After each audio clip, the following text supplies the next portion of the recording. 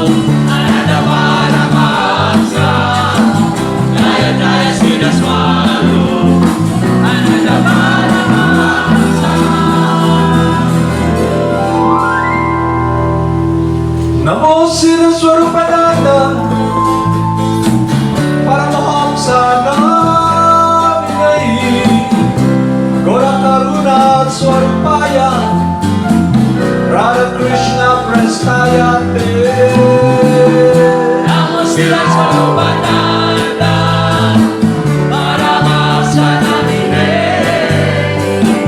Ora Karuna Swarupaya, Radha Krishna Prasayate.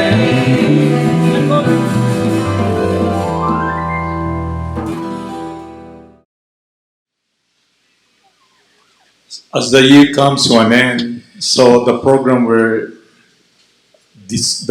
we're engaging in and discussing every day about the teachings of the saintly person, Parampara, I'd like to recap again this teaching from our instructing spiritual master, Sanatan Goswami and Rupa Goswami, who are close associates of Lord Chaitanya.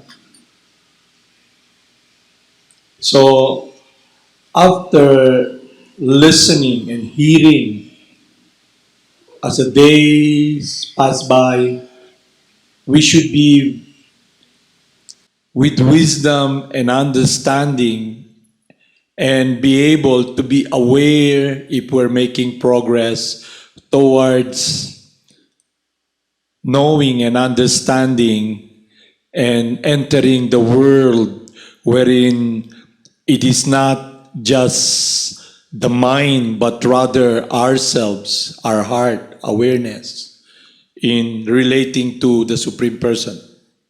So it's not anymore about the group, it's not anymore about if about the external. It is about your heart, your love, your consciousness, our awareness, if we're making progress. So, in text 3, the teachings of the instructing spiritual master gives us this guidance about the instruction, wherein we can see if and check if we're making progress.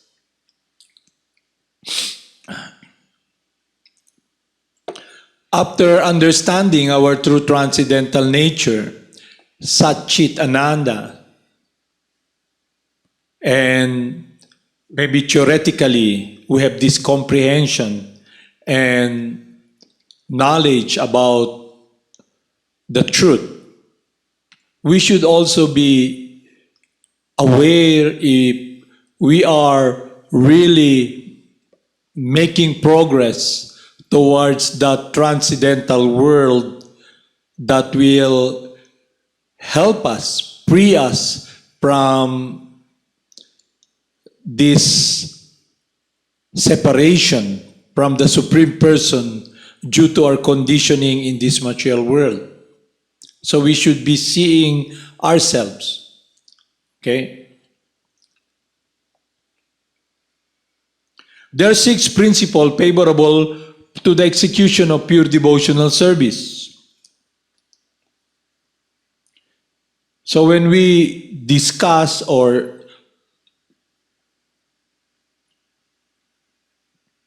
talk about pure devotional service, it is about unflinching, undeviated, loving service of devotional service offering to Lord Shri Krishna, and it's about our life, our heart,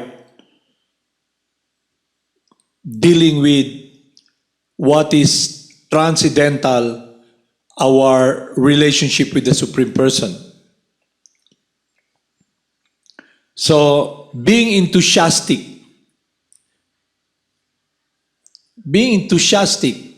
ito yung mga favorable in execution of pure devotional service. So, how does it come? So, by the mercy of Lord Krishna, we come in contact with His pure loving servant, the spiritual master. So, when we apply the process of the Mahamantra, the chanting of the holy names, it uncovers or it gives us a connection with what we're longing for, life, love, a relationship with the Supreme Person. So it means if we're making progress, we are now focused upon desiring every day, being motivated to do what is pleasing to God. Actively, we are engaging in the practice of devotional service, the sankirtan, the chanting, and mainly the simple instruction of our spiritual master, just like what Lord Chaitanya had been instructed by his spiritual master to chant the Mahamantra. Hare Krishna, Krishna Krishna, Hare Hare, Hare Rama, Rama Rama, Hare Hare. So the sound, the mantra meditation connects our life, our heart, towards that world wherein we can relate to the Supreme Person. So the more we chant the holy names, the more we become purified from this conditioning. So if we begin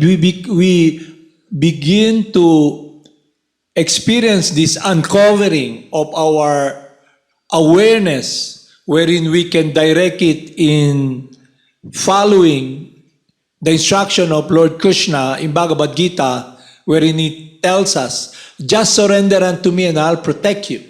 Meaning, he will be the one to be the guide, the driver of our life. And it can only happen when we, in humbleness, offer our life, our mind, everything to follow His instruction, His will, to do the will of God. So when we apply the process of hearing and applying what Lord Krishna wants us to do, to be protected, then we can experience this connection, because it's mainly dealing with our love, our heart to please God. So we become enthusiastic. Okay?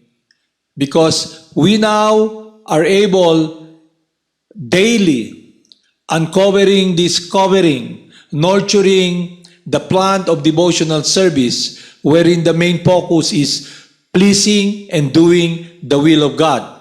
So when we are on that stage, we will be motivated to do what Lord Krishna wants us to do. Just like one time our spiritual master narrated the story of this Brahmana who reads Bhagavad Gita. Okay, he was instructed by his spiritual master to read Bhagavad Gita in Sanskrit. Okay? So, although from the material point of view,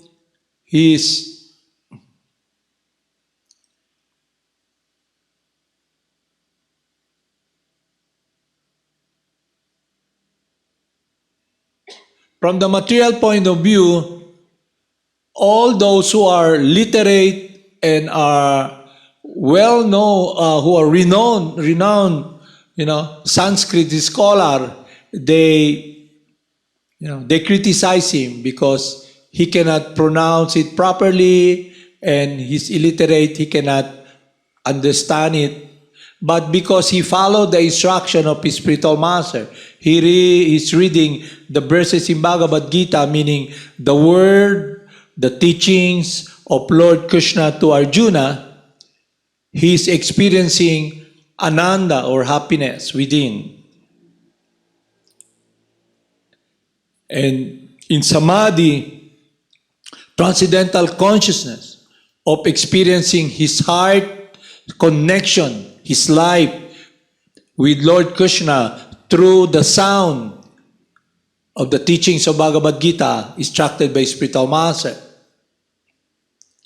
And Lord Chaitanya appreciated it. Okay?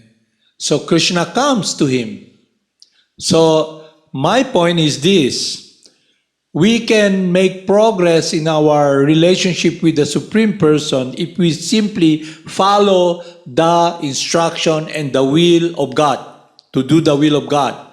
And we can now bypass the desire in the mind, because now what is relevant to us is what will please Lord Krishna and our spiritual master. It's a relationship. So Maya or illusion, due to the influence of the modes of passion and ignorance or goodness, will be giving us impetus through the mind to the material desires that's in the mind. And the intelligence that we do have will now be purified. And we will not be putting so much emphasis upon the offer of illusion or Maya. We become aware because now our world is our love, our heart in connection with doing and pleasing God. So, machi-check nyo yun. So, dun yung makikita if you're making progress, because now, what we are doing and engaging in is to please God and the spiritual master. So, meaning, you want to please, you want to do the will of God. So, it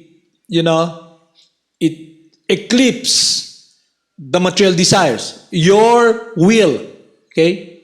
Because to do and follow material desires, it means it is about you searching happiness and looking for love in the wrong direction.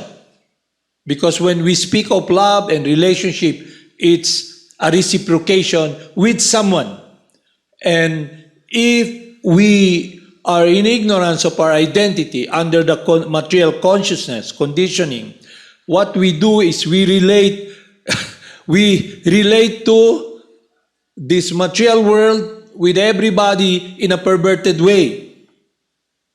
Kaya love that is inseparable from us, joy that is inseparable from us, is now misdirected upon this dead world and upon someone who is not self-sufficient, and also upon our own selfish motivation to squeeze happiness, fulfillment by our own endeavor. It's all about us all alone. So that is the problem we face. So when we apply this process of hearing and chanting, we become purified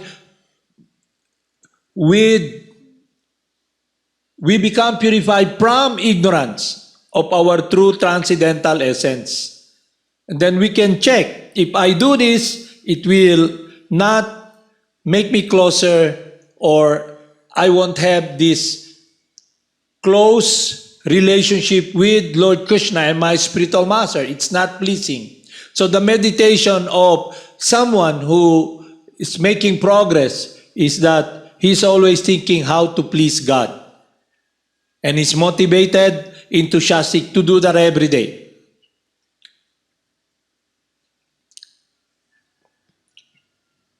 Tapos, endeavoring with confidence.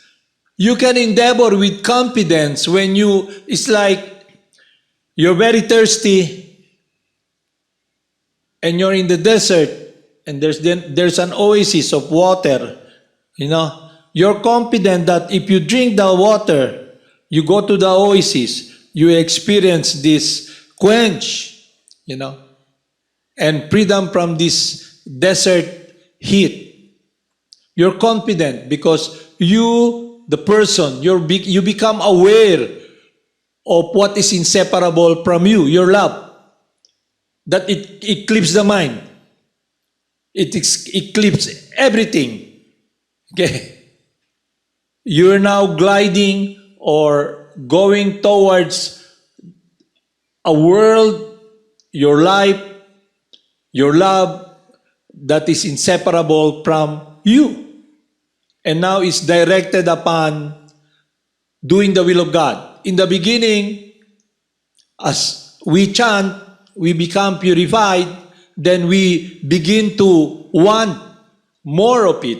Like, for example, if you endeavor or you surrender to do the will of God, 5%, then your understanding is 5%. Okay?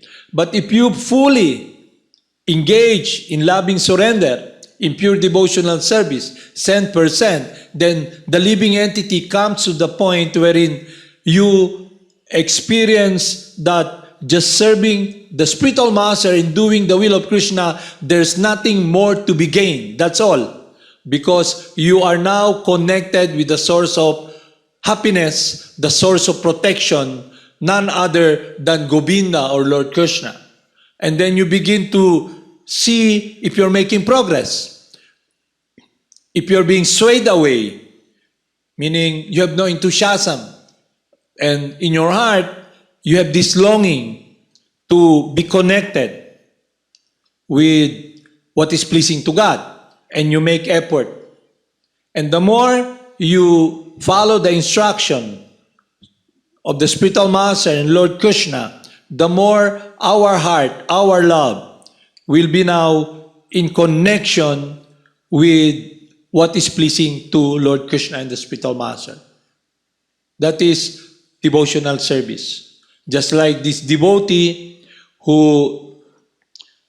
this poor Brahmana who came into this gathering of the saintly person, and he listened that he can meditate and offer grandeur offering to Lord Krishna, and that's what he did. Every day he meditates upon doing what is pleasing to God, to Lord Krishna. And then his meditation, his life is simply 10% in doing what is pleasing to God. So now we can see that the reason we're not making progress, or we're in a world wherein we are not experiencing or relating or doing the will of the Supreme Person 10%, is because of this covering or influence of Maya.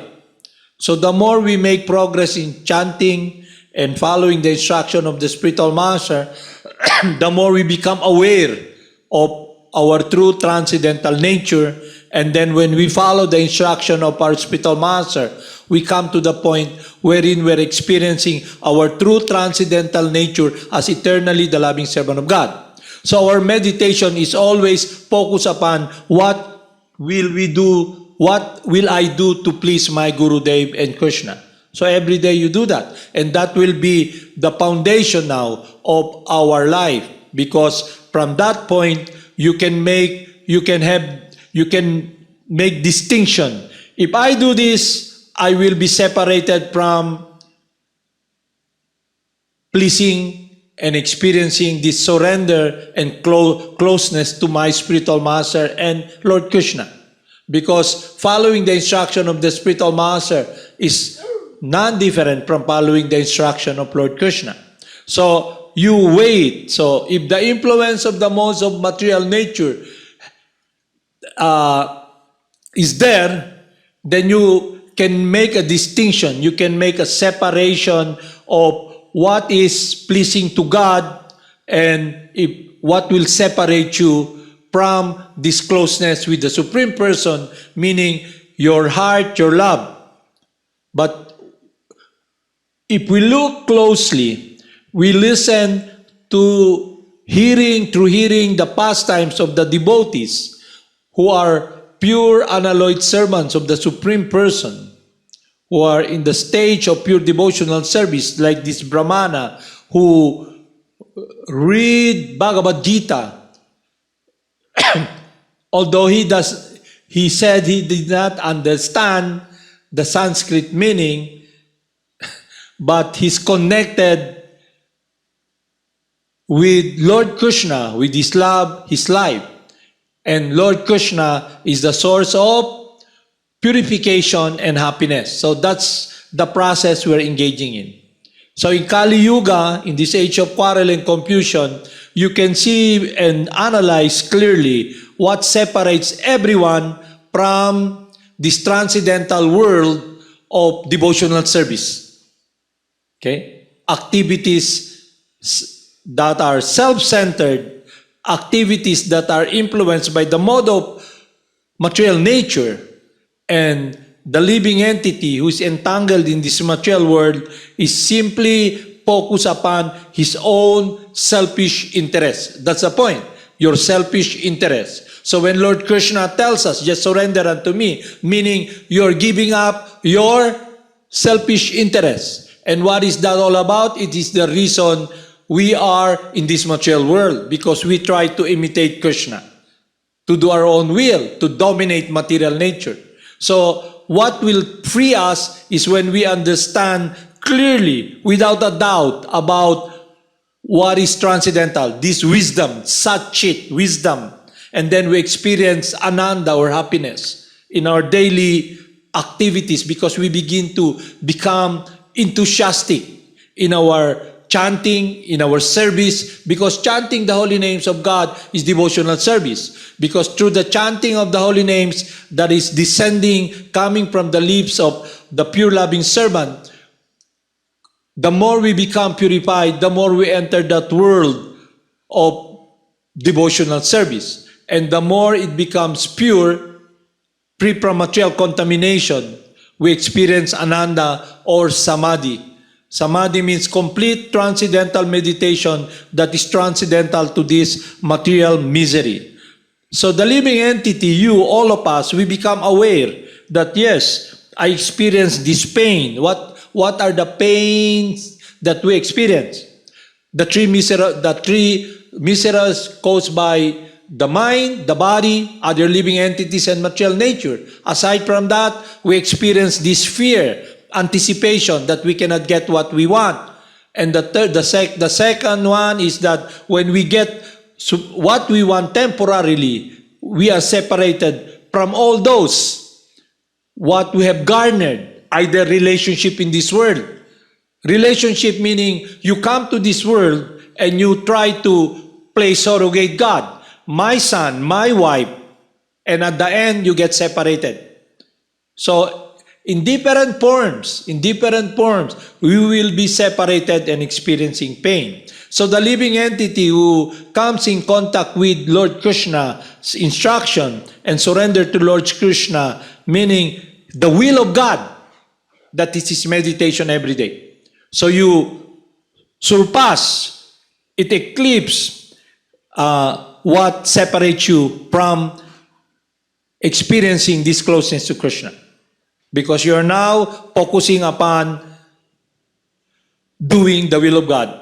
So you can check that. So if we are experiencing pain and separation, emptiness and fear, it means we're separated from our true transcendental world, our transcendental position and activities, our eternal activities as eternally the loving servant of God. So doon yung ma-check. Kaya while you're struggling hard in this body, traveling in this material world, so the impetus should be, this world is a place of suffering. And you ask this question, why am I suffering? Why am I always in a state of fear, emptiness? Why? Because of the disconnection from the source of happiness, Lord Krishna. Intindihan niyo? Is it clear sa inyo? Kaya no matter what you do, no matter how you try hard, to experience alleviation, relief, until and unless we are not guided and we don't follow the instruction of the Supreme Person, His will and desire, then we will not succeed. Because He's making it that He's reciprocating and trying to relate to us in a relationship of love and devotion wherein our love, our life can be dedicated fully in loving service, in pure devotional service, doing His will under the guidance of someone who loves Him, the Gurudev or the saintly person. So we can check, if we're making progress. There are 6 principles favorable to the execution of pure devotional service. Being enthusiastic, endeavoring with confidence, being patient.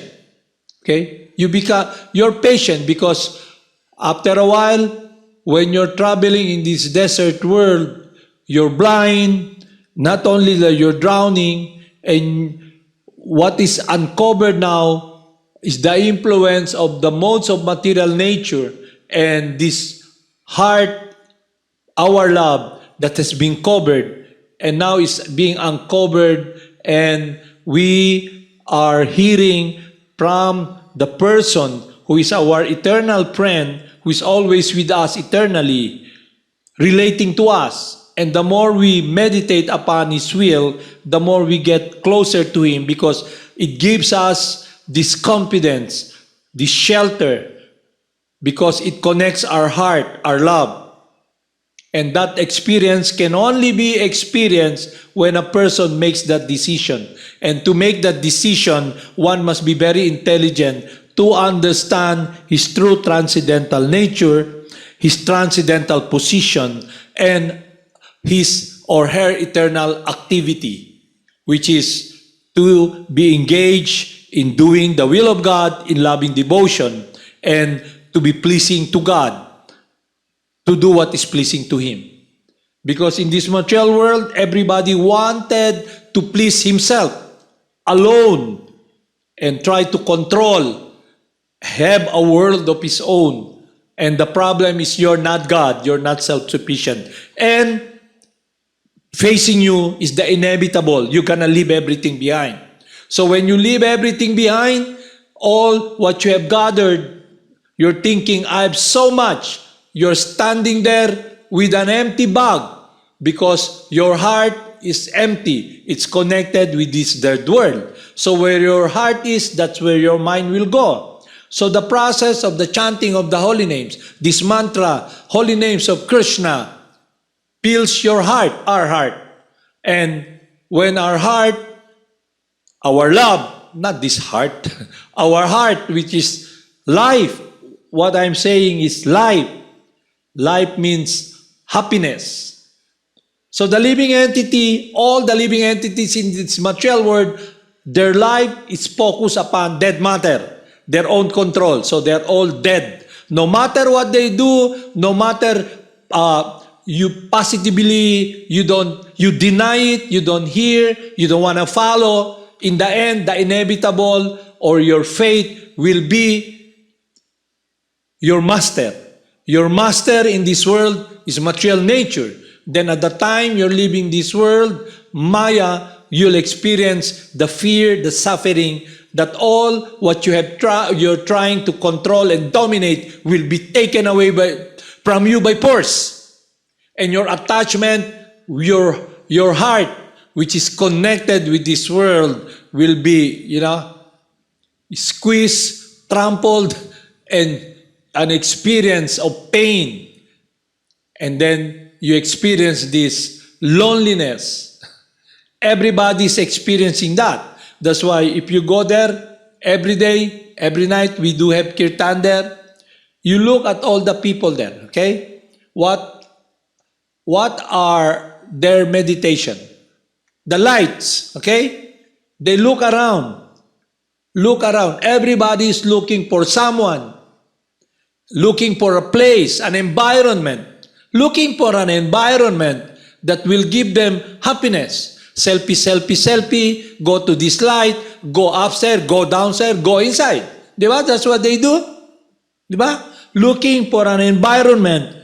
But the environment, that the meditation, that one focus when he is ignorant or she's ignorant and under the force of illusion or Maya, her master, then her focus will be this dead world. So at the time you're leaving this world, you have this empty bag because your life is empty. Understand? Is it clear?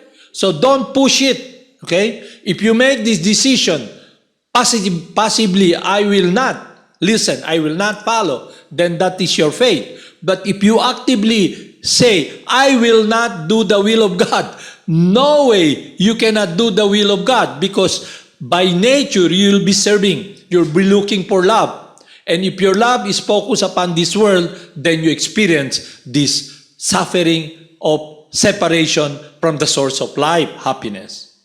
Is it clear?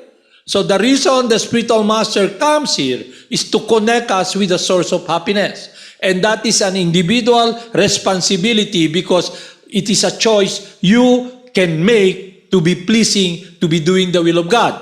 And that choice is about the transcendental relationship that is inseparable from you.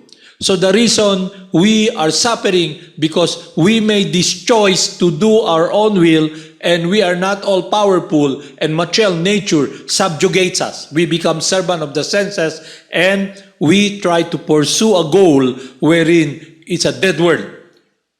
You are now desire-driven by the mind, okay? By Maya, the driver of our lives. If we don't follow in harmony the will of God, we will have no enthusiasm to do what is pleasing to God. We will not be patient. Okay? Look around closely. You become sensitive to the reality of the situation you are in. You become aware. Everybody is dying here, suffering, looking for someone to love. But the question is, it is in the wrong direction in this temporary material world that is continually changing. So the more you make progress in the chanting, in your chanting or purification, your true essence, your true identity is now uncovered. You begin to see and reflect within yourself that the direction you were trying to pursue and take shelter is an illusion. Look closely. You go there. Every day is a park. Okay? You go there. What are they doing there? There's a lot of offering, you know. Buy this, buy this, buy this, buy this. Okay? You go up, you go down, you go up. Okay? Where is happiness? That's the point. Where is happiness? Okay? So you ask this question, am I in the right direction? So we follow the path of the saintly person. It is based upon the scripture or the teachings coming from the saintly person. The Word of God, the pastimes of the devotees of God, the pastimes of God, coming from God Himself. Then we listen to the Lord within the heart. We listen to our Gurudev.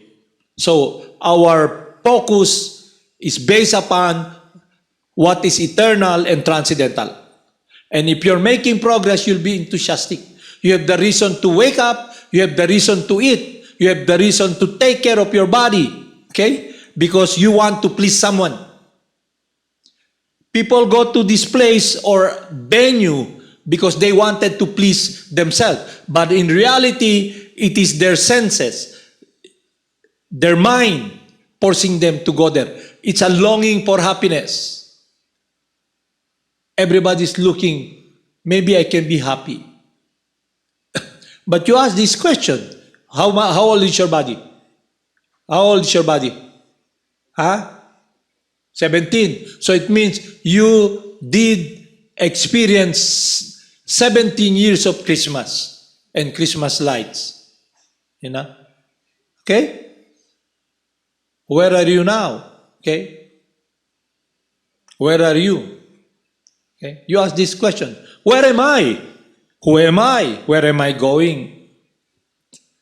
Now, you're blessed to be, you're the most fortunate. In reality, you are the most fortunate living entity in this planet now, because Lord Krishna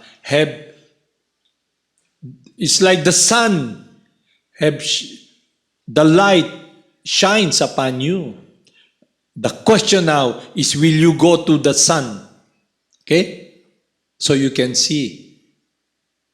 Or you just go deep within, underground where it's dark. You're very blessed, meaning God's grace is upon you because He loves you. He loves us. And the problem now is, will you receive it? Okay? Will you make a relationship when Lord Krishna tells us, surrender unto me, love me, I'll protect you. But because we are hard-hearted, we're very selfish, it's all about us and our extended false ego. Okay? You have to ask first, I will serve Krishna. I'll ask you if I'll do it, and everybody tells you, no, you serve me. Okay? Who are those people? The same spirit soul traveling with you in this dead world. Either in whose body is your papa, your mama, your auntie, your son. Okay?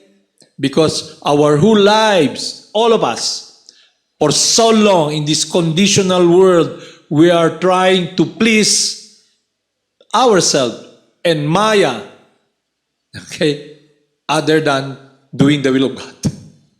So that is the problem. The crux of the problem is we are disconnected from doing the will of God. But because we are blessed now through coming in contact with the will of God through our Gurudev, through the saintly person, then there's an opportunity to now be experiencing the shelter wherein our love can be offered, be taken care of. Because for so long, your love that is inseparable from you, you just throw it away, driven by the modes because of selfishness. You're offering, can I love you? Can I serve you? Okay? But in reality, you want to be served. You want to be loved. Intindihan nyo? You're offering something or what not something. You're offering a transcendental, inseparable, this awareness.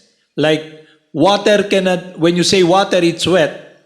We are offering what is inseparable from us, throwing it away because of ignorance. So everybody goes there, look, where can I offer my love? Where can I see love? Because love for them is sensual enjoyment. Okay? When one comes in contact with the source of life, he can sit down, stay in one place, and be protected and guided by the Supreme Controller who loves him and who takes care of him. Kaya you may be alone, but you're not alone.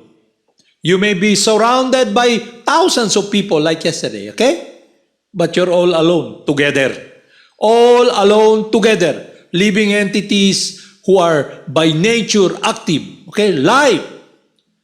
Trying to model, squeeze happiness from matter. Okay? Is it intelligent? Okay? Is it clear sa inyo? So, dito natin makikita. I'll read it again. Being enthusiastic. May gana ka ba? Okay. Endeavoring with confidence. Fix ka ba na ito na yung buhay mo? You can. If you understand your true transcendental nature with wisdom. Okay? And you're making progress. Because the happiness, just like we pray, the prayer of Lord Chaitanya, that we be put as an atom under His lotus feet. Okay? And if we understand the meaning of the second prayer of Siddhaswarupananda of Lord Chaitanya, oh my Lord, you have hundreds and millions of names, and each of His name is invested with transcendental potency. Okay? Transcendental potency. So who will reveal to you all those potency? Just like who reveals to you light, the sun that shines upon you. So it's Krishna. All you got to do is go out there and receive the sun, the sunshine that will shine upon you. Okay? So what do they do there every night? It's dark, but there's light. So if you're intelligent, what is light all about? It's about heat. It's about electricity. It's coming from the sun. Energy. But it's material. Okay.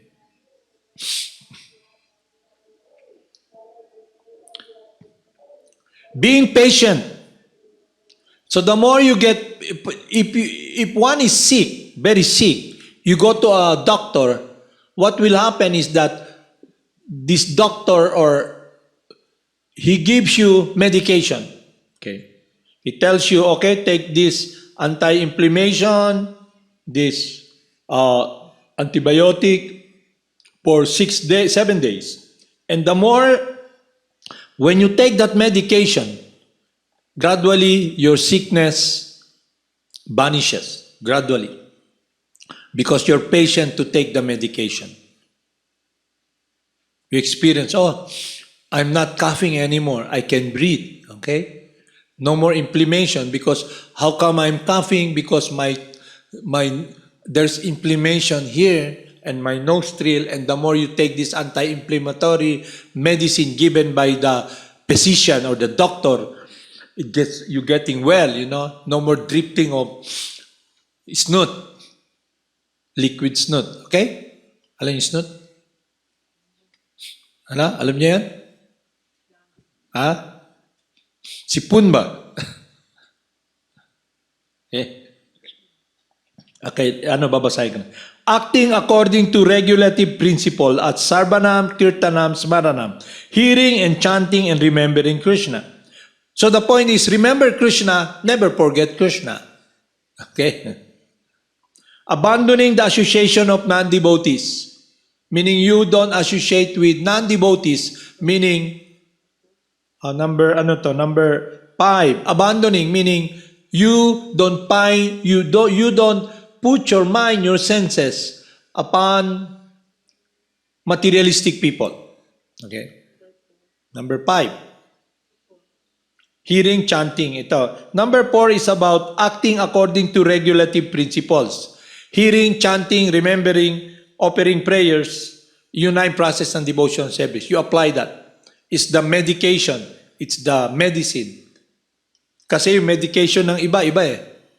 Lahat sila naghanap, they're looking for happiness, pero they put the whole place in darkness. And then there's Christmas tree, Christmas light.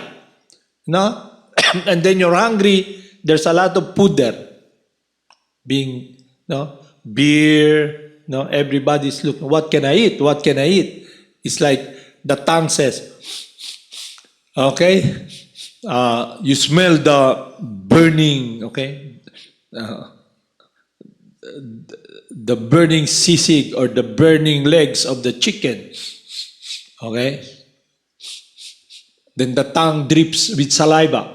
I like that. And then you're full, you have just eaten, your dinner, but your saliva's dripping. I like that. And then there's music, yeah? And somebody's calling you there. Okay, eat this. They're inviting you. And you're there. So, if we try to do our own will, we think we're free. You're never free. That's why all the people there are not free, but they think they're free. So now that's a problem we face. You ask, are you really free? Because to be free from this material world or suffering, we must be in harmony with doing the will of God. That is freedom.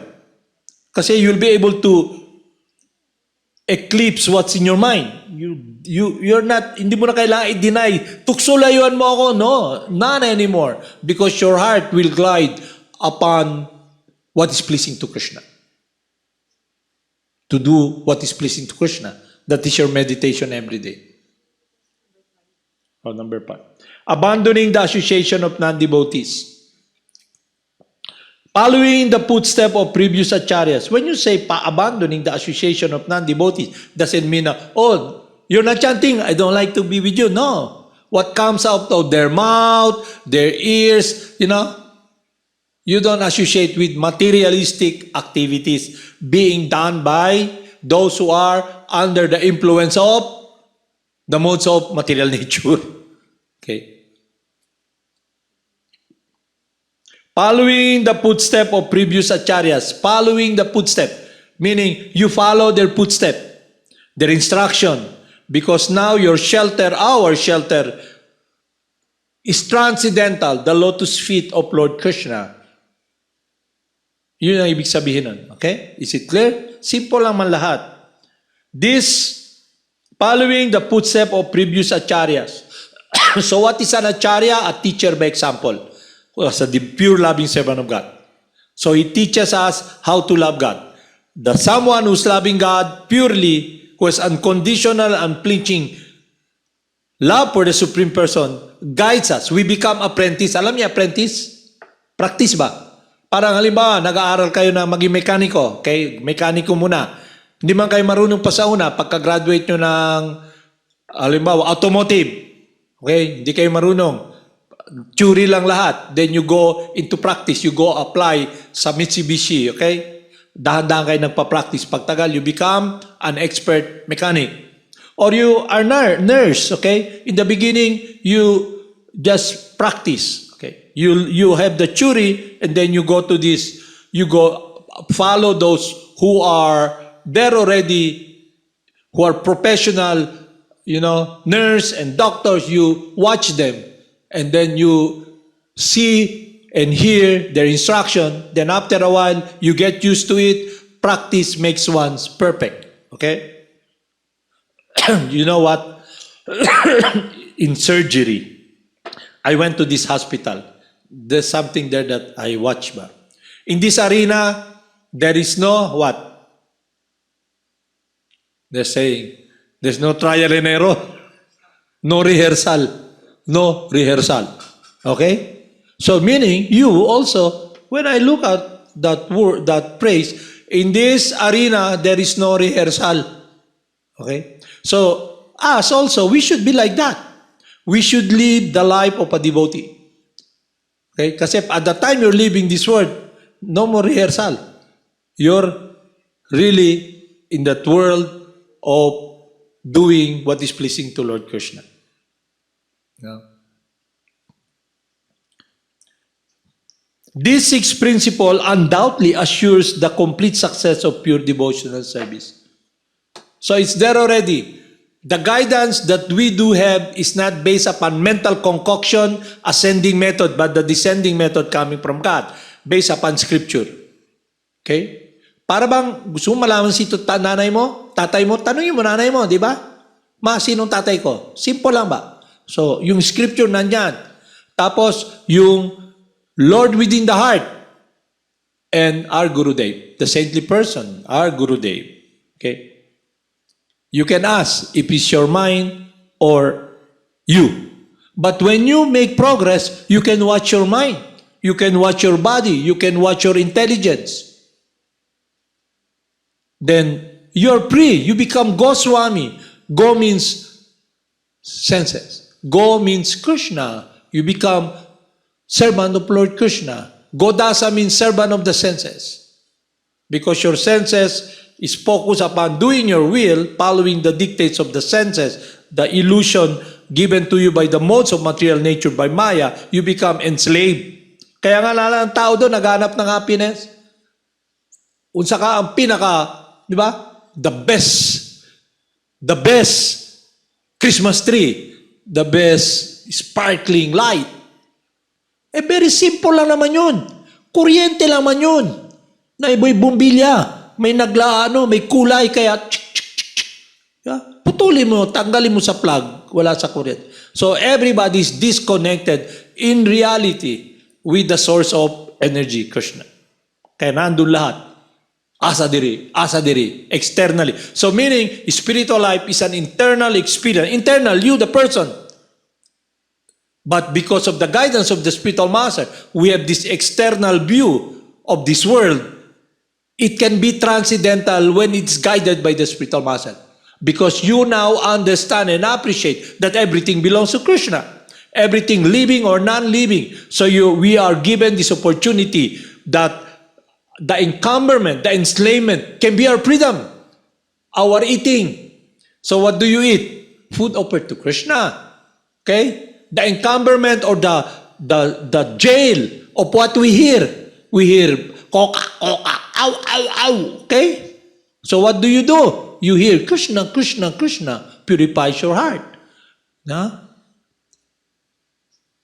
Your eyes, you look around, and lights, light, light. You see the external. You don't see the person. You just see the dress.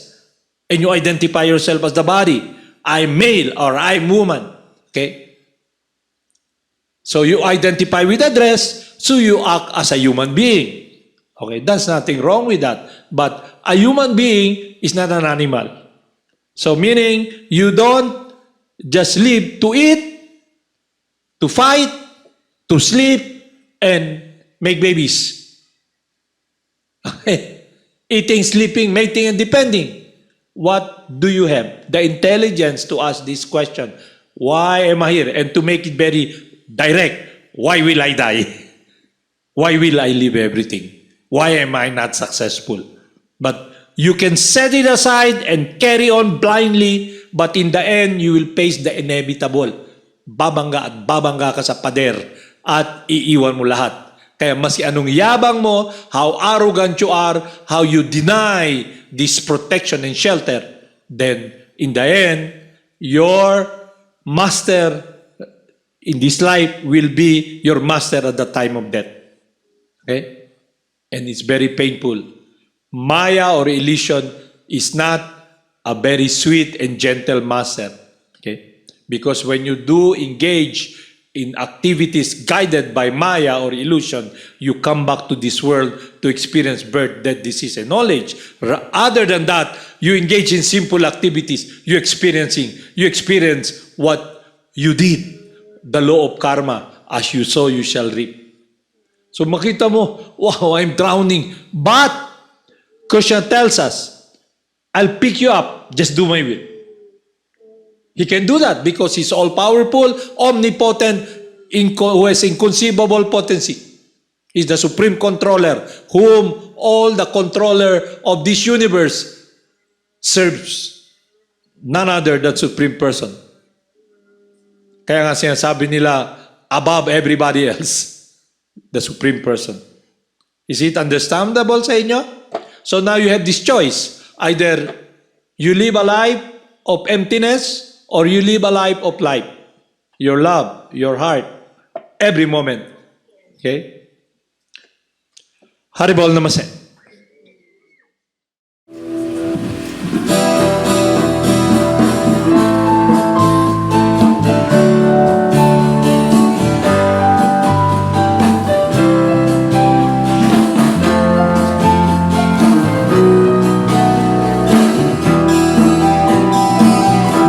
Namo Siddhaswarupananda, Paramahamsa namine, Ora Karuna Swarupaya, Radha Krishna Prestaya Te. Namo Siddhaswarupananda, Paramahamsa namine, Ora Karuna Swarupaya, Radha Krishna Prestaya Te. Shri Krishna Chaitanya, Radha Krishna Nayanya, Shri Krishna Chaitanya, Radha Krishna Nayanya, Shri Krishna Chaitanya, Radha Krishna Nayana, Shri Krishna Chaitanya, Radha Krishna Nayana. Bhajan Shri Krishna Chaitanya, Prabhu Nityananda, Shri Advaita Gadadhara, Shri Vasudeva Bhaktivinoda. Bhagavan Shri Krishna Chaitanya, Prabhu Nityananda, Shri Advaita Gadadhara, Shri Vasudeva Bhaktivinoda. Gopala Govinda Rama, Krishna, Madana Mohana. Krishna, Gopala Govinda Rama, Krishna, Madana Mohana. Gopala Govinda Rama, Madana Mohana, Gopala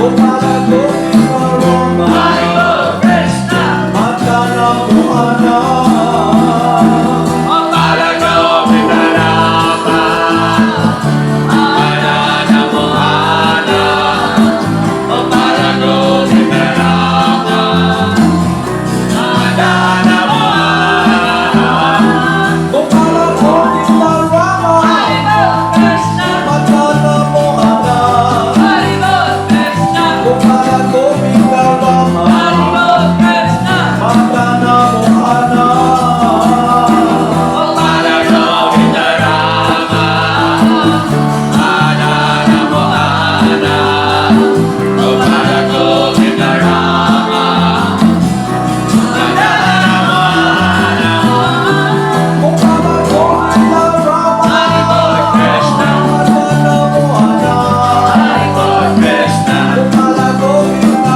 Rama Hari Bol Krishna, Madana Mohana Gopala Govinda Rama, Madana Mohana, Gopala Govinda Rama, Madana Mohana, Gopala Govinda Rama Hari Bol Krishna, Madana Mohana Hari Bol Krishna, Gopala Govinda Rama Hari Bol Krishna, Madana Mohana Gopala Govinda Rama, Madana Mohana, Gopala Govinda Rama, Madana Mohana, Jaya Jaya Gurudev Hari Bol Krishna, Jaya Jaya Goranga Hari Bol Krishna, Jaya Jaya Gurudev Hari Bol Krishna, Jaya Jaya Goranga Jai Jai Gurudev, Jai Jai Guranga, Jai Jai Gurudev, Jai Jai Guranga, Jaya Jaya Srila Hari Prabhupada Bol Krishna, Jaya Jaya Gurudev Hari Bol Krishna, Jaya Jaya Srila Hari Prabhupada Bol Krishna, Jaya Jaya Gurudev Jai Jai Srila Prabhupada, Jai Jai Gurudev, Jai Jai Srila Prabhupada, Jai Jai Gurudev, Jaya Jaya Srila Hari Swami Bol Krishna, Ananda Paramahamsa Hari Bol Krishna, Jaya Jaya Srila Swami Hari Bol Krishna, Ananda Paramahamsa Jai Jai Siddhaswarupananda Paramahamsa, Jai Jai Siddhaswarupananda Paramahamsa. Namo Siddhaswarupananda Paramahamsa Nagnehi Gora Karuna Swarupaya Radha Krishna Prestaya Te